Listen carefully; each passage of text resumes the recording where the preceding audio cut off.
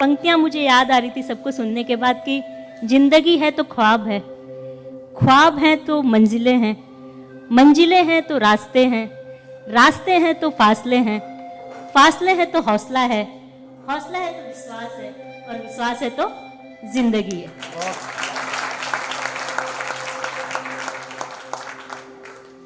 मेरा उद्देश्य या मेरा मकसद अभी ये नहीं कि मैं आप लोगों को ये बताऊं कि मैंने ये दुख झेला, मैंने ये तकलीफ झेली, या ऐसा हुआ या वैसा हुआ। इट डजंट मीन कि जिसने बताया उसने गलत किया। आई मीन टू से कि चाहे हम नॉर्मल रहे या एबनॉर्मल रहे, किसी की भी जिंदगी ऐसे सीधी नहीं जाती। सभी की जिंदगी ऐसे ऊपर नीचे जाती। मैं सही बोल रही हूँ गलत?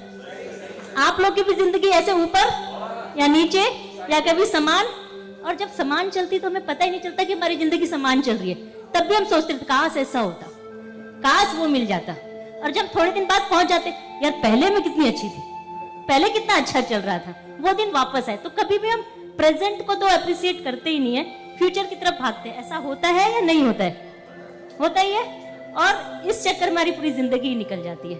तो आई वुड से कि फ्यूचर की तरफ ना भाग के, पास्ट को ना देख के आज को जिए। आज जो मिल रहा है द बेस्ट मिल रहा है, इतनी शांति के साथ, इतने टेंशन फ्री होके, बिना टेंशन फ्री हुए, बिना टेंशन के आप लोग तैयार हो के आए हो, खुश हो के आए हो, एकदम दिखाने के लिए यार मैंने ये पहना, मैंने वो किया। देखो ये कम खुशी की बात है कि आज इच्छा भी होना, आज किसी के इंसान के अंदर इच्छा भी होना बहुत बड़ी बात है। एक समय होता है कि लोगों के पास दांत होते हैं, चने नहीं, और एक समय होता है जब चने होते हैं और दांत नहीं। तो आज हमारे अंदर कोई इच्छा है कि आज मुझे ये करना है, आज मुझे इस कुर्सी पे बैठना है, आज ये काम करना भी बहुत बड़ा काम। क्योंकि लोग धीरे धीरे जैसे हम चलते हैं ना कि आज मुझे ये चाहिए, आज मुझे ये चाहिए, और जब सब कुछ मिल जाता है तो क्यों चाहिए, क्या करूं, कोई नहीं है। तो अगर आज हमारे अंदर कोई भी इच्छा है तो द बेस्ट मूवमेंट ये, मैं ऐसा समझती हूँ। आप लोग मानते हैं कि नहीं मानते? और रही बात आज जैसे पूरा प्रोग्राम, एक्चुअली ऑनेस्टली मुझे नहीं पता था कि सारे जो कैंडिडेट आ रहे हैं, जितने लोग स्पीकर आ रहे हैं, दे आर डिफरेंटली एबल्ड और स्पेशल, इतने सारे क्राइटेरिया। मैं भी पहली बार मिल रही हूँ। तो just for general knowledge I would like to say कि डिसेबिलिटीज डजंट मीन कि वो सिर्फ किसी बीमारी से आए। हमें ये बात समझनी पड़ेगी, डिसेबिलिटी 5 प्रकार की होती है। जब आपका बच्चा छोटा होता है, आप देखते हो वो डिसेबल, वो सीढ़ी से गिर सकता है, कहीं से कुछ हो सकता है। This is the first. Second, कोई बीमारी हो गई। थर्ड, कोई एक्सीडेंट हो गया। फोर्थ, मोटापा। फिफ्थ, बुढ़ापा। ये 5 जिंदगी के स्टेज है, ये सच्चाई है। आप बुढ़ापे में आप अपने आप को फील करेंगे, मैं जो काम कर सकता था आज मैं असक्षम हूं। तो ये मत सोचिए कि हम कोई काम कर रहे, जैसे मैं नाम भूल गई इनका, हाँ, तो उन्होंने बताया कि हमें ये बनाना चाहिए, स्टेयर्स, रेलिंग बनानी चाहिए, रैंप बनाने चाहिए। तो ये इनके लिए नहीं, अपने लिए बनाइए, अपने फ्यूचर को सिक्योर करने के लिए बनाए। आज जितने इंफ्रास्ट्रक्चर डेवलपमेंट हो रहे हैं, कोई अपना फ्यूचर सोच ही नहीं रहा है। दिक्कत हम तो क्या हो गए, हम तो इसको एक्सेप्ट कर चुके, अपने आप को ढाल चुके, भाई ऐसा है तो हमको ऐसा कर। आपका क्या होगा? आप जब बुढ़ापे में पहुंचोगे तो आपका क्या होगा?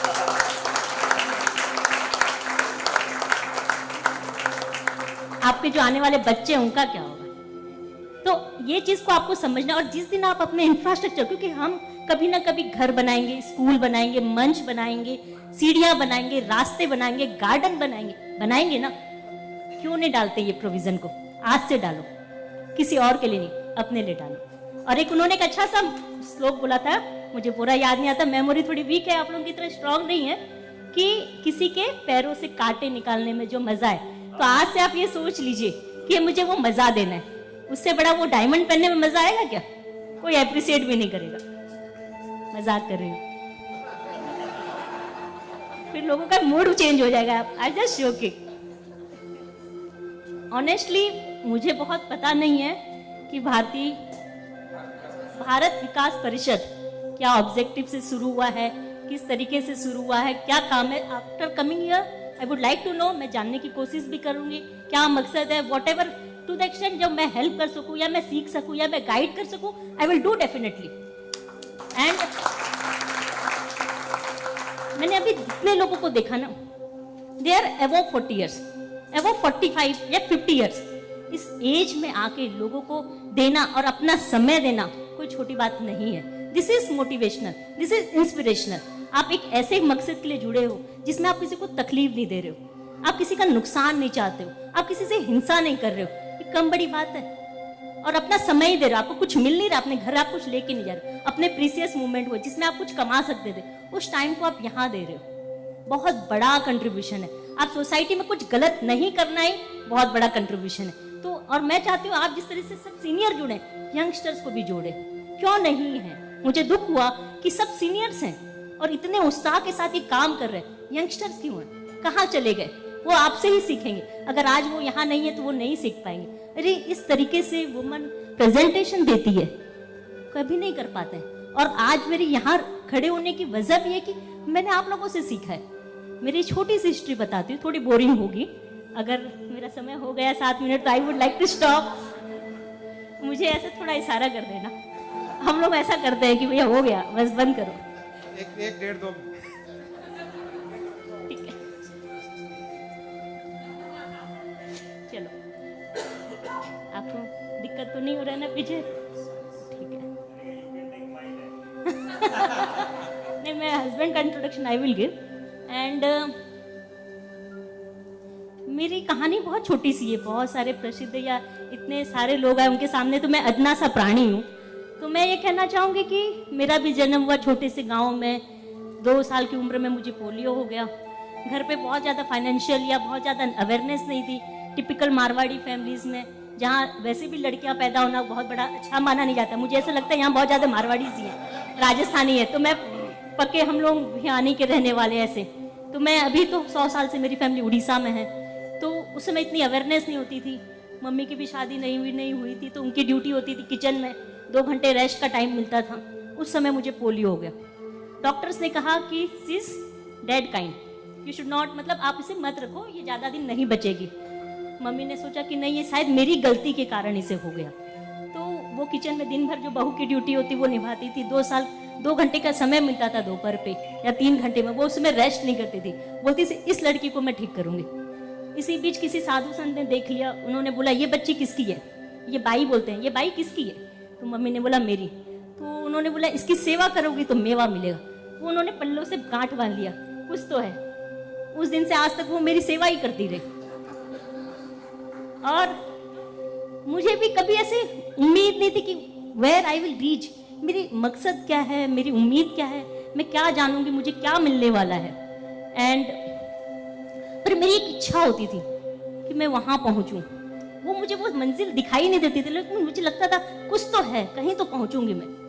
पर जो प्रेजेंट सिचुएशन में इम्पॉसिबल लगता है, इम्पॉसिबल। आपको पता है कि डिफरेंटली एबल लोगों को किस तरीके से डिस्क्रिमिनेट किया जाता है, व्यवहार अलग किया जाता है। और नेचुरल हम भी करते हैं, नेचुरल है वो। समय के साथ ही हमारा व्यवहार चेंज होता है। जब दिखता है कि सामने वाले में कुछ क्वालिटी है, तब हमारा नजरिया बदल जाता है। नहीं तो हमें सब आम आदमी दिखाई देते, कोई गलती नहीं है। समय हुआ, पढ़ाई का मौका मिला, तब मैंने सीए कंप्लीट किया। फिर सीए कंप्लीट किया तो मेरे मन में हुआ कि मैं आईएएस बनूं। तो मैंने घर पे बताया मुझे आईएएस बनने की इच्छा है। मेरी घर टिपिकल कंजर्वेटिव फैमिली थी, तो उनको लगा कि शायद बच्ची को भूत पकड़ लिया है। हम छोटे गांव वाले लोग, आईएएस तो दूसरे दुनिया के लोग बनते, हम कहाँ से बनेंगे? तो इस तरीके से अपॉर्चुनिटी मिला, बन गए। और जिस दिन बने तो पूरे गाँव वाले इकट्ठा हो गए, क्योंकि पहली बार उड़ीसा में कोई डिसेबल या कोई मारवाड़ी लड़की ही कुछ बनी थी। तो पूरे गांव का नजरिया चेंज हो गया, मेरे फादर का नजरिया चेंज हो गया। यार हमारे घर की लड़की आईएएस बन गई, तो अब तो कोई भी बन सकता है। बोलते अब मैं लोगों को गाइड करूंगा। तो लोगों का मोटिवेशन चेंज होगा कि हम कुछ कर सकते हैं। और जब मैं पढ़ती तो मुझे लगता है अगर मैं पास हो गई ना, दुनिया में कोई भी पास हो सकता है। तो मैं अभी भी आप लोगों को ये बोल सकती हूँ कि अगर मैं ये कर सकती हूँ तो आप लोगों में क्या कमी है। और कमी बॉडी से होता ही नहीं है, ओनली यू नीड दिमाग। दिमाग से भी कुछ नहीं होता है, यू नीड इच्छा। अगर आपके पास इच्छा नहीं है, आप कुछ नहीं कर सकते। इच्छा है तो आप सब कुछ कर सकते।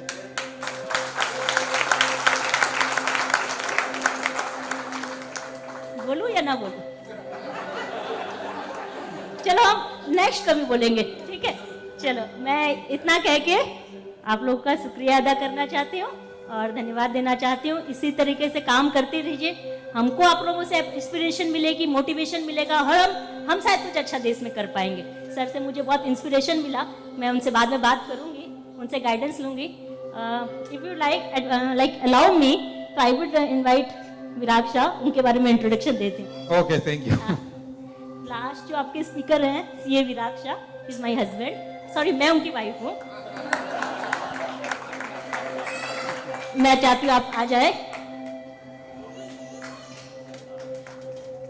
इनके बारे में ऐसा है कि हमारी मुंबई की ट्रेनों ने बहुत लोगों की जिंदगी को आबाद किया है, उसमें से एक है विराग शाह। 16 साल की उम्र में कॉलेज जा रहे थे, he fell down from the train, train ऊपर से चली गई, ही लॉस्ट 1 लेग, और 10th क्लियर हुआ था, कॉलेज में पहुंचे ही नहीं थे। फाइनेंशियली भी बहुत लिबरल फैमिली थी, बहुत हम्बल फैमिली थी हमारी मतलब मैं तो शादी तो हुई नहीं थी मेरे ससुराल वालों की, और ये अकेला बेटा था।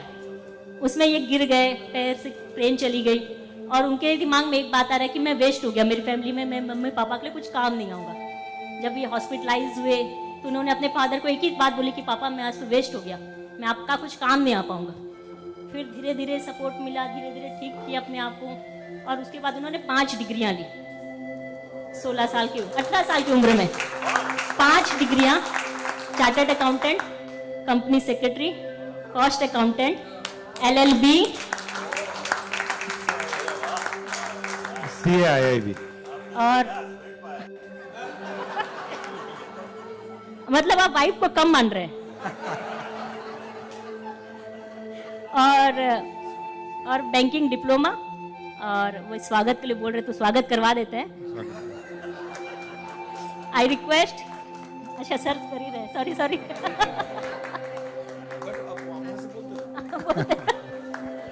वैसे ही मेरे पति परेशान है, पत्नी बहुत बोलती है।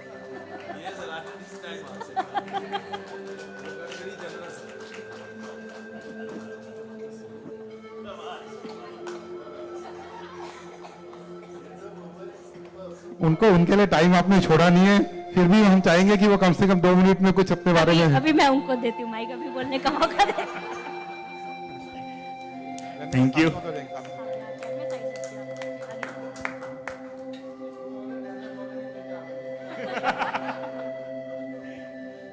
सर सबका यही हाल है, इतने सारे मोटिवेशनल स्पीकर और आप लोगों की जो वो देशभक्ति देख के अभी कुछ रह नहीं जाता बोलना। एक ही चीज बोलूंगा कि आज की डेट में सबको पावरफुल बनना है। यहाँ पे सबसे पावरफुल कौन है? हम लोगों के बीच में सबसे पावरफुल कौन है? जिसका भी विल पावर है ना, वो सबसे पावरफुल है। बिल्कुल सही। इसमें मैं भी आ गया, अगर मेरा भी विल पावर है तो विल पावर होना बहुत जरूरी है।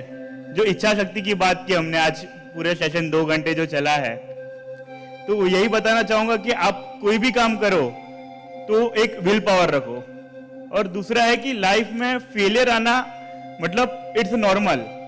फेलियर आ सकता है, फेलियर सबको आ सकता है, लेकिन फेलियर के बाद का जो है ना, वो सबसे मेन है। वो आदमी को क्या बनाता है? सक्सेसफुल बनाता है। हम बोलते हैं कि मैं आज बहुत सक्सेसफुल हूं, जैसे पवन जी आज प्रेसिडेंट बन गए, हम बोल रहे कि प्रेसिडेंट बन गए, बहुत सक्सेसफुल है। लेकिन सक्सेस ये है कि जो फेलियर होता है एक बार, उसके बाद आप उसको जो ओवरकम करते हो, वो फेलियर, वो आपका रियल सक्सेस है। आपने बहुत सारे एग्जाम्पल देख ही लिए आज, और कुछ एग्जाम्पल देना बाकी नहीं रह जाता। तो मैं यही बताना चाहूंगा कि हमें विल पावर रखना है, और जो हमारा जो वीकनेस होता है, जो फेलियर होता है, वो फेलियर से फीडबैक लेना है कि मेरा एक फेलियर हो गया तो उससे मैं क्या सीख पा रहा हूं। एक एग्जाम्पल याद आ रहा है कि बहुत लोगों को पता होगा, बल्ब किसने बनाया? एडिसन ने। वो कितनी बार फेल हुए थे? 10,000 टाइम्स फेल हुए थे, फिर भी उन्होंने हार नहीं मानी। उन्होंने क्या सोचा कि नहीं, मैं बनाऊंगा। उनकी पूरी फैक्ट्री में आग लग गई, तो उन्होंने क्या सोचा कि मेरी 10,000 टाइम जो मिस्टेक्स है वो सारी बर्न्ट हो गई, अब एडिशन का न्यू एडिशन आएगा, और बल्ब जो बन गया।